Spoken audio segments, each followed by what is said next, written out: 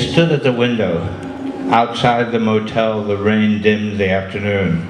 She had just driven away.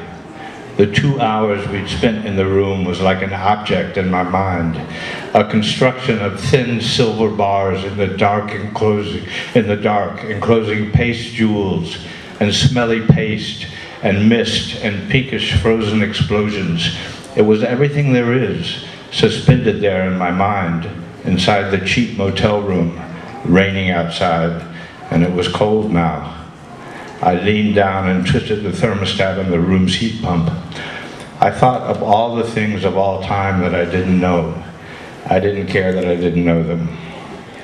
I had a cult reputation for a book of reporting I'd written 20 years before. It described traveling to 5 small American cities where I placed a classified ad in the local papers that read, "Girls, do you like to rock and roll?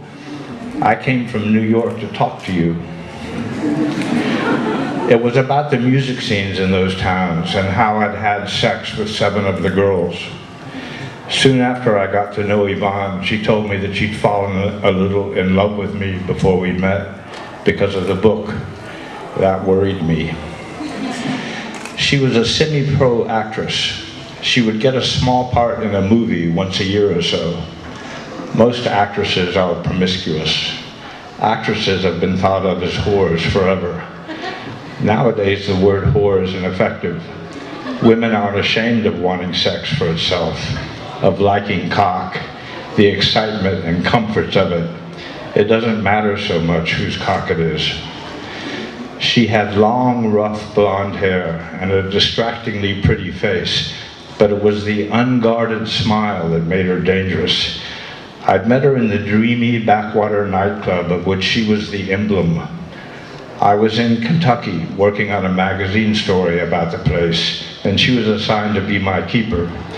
She'd stridden past me unaware through the loose drinkers in a sheer black dress and spike heels, preceded by that smile and followed by her ass. The smile seemed to promise a willingness rooted in innocence. The ass was naked under the cocktail dress. The club was idyllic, like a memory. Could everybody really be so happy? I felt crazy. The next evening, I took her to the restaurant that served what passed for haute cuisine in the county. It was like a shabby regional theater idea of swank. There were hammered copper discs hanging on chains, puckered pale walls lit from below, and too many tables, hunched like a herd of snails. We defied it and got caught up in each other, though we parted chastely that night. 2 days later, I told her I loved her. She'd picked me up at my motel again, and after dinner, on the way back to her SUV, I said, "This is a romantic parking lot."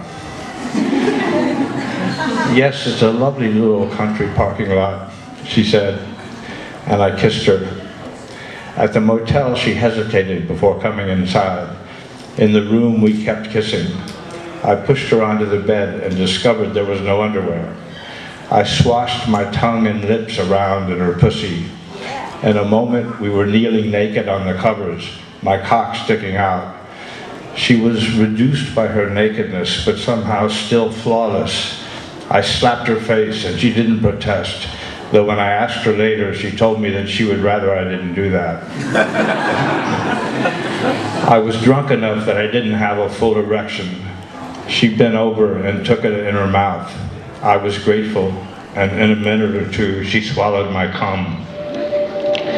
We stretched out on the bed, and she fell asleep. I lay there, inundated, in the middle of the night, when nothing was going on except my feelings, and she was half awake a moment. I said, "I love you."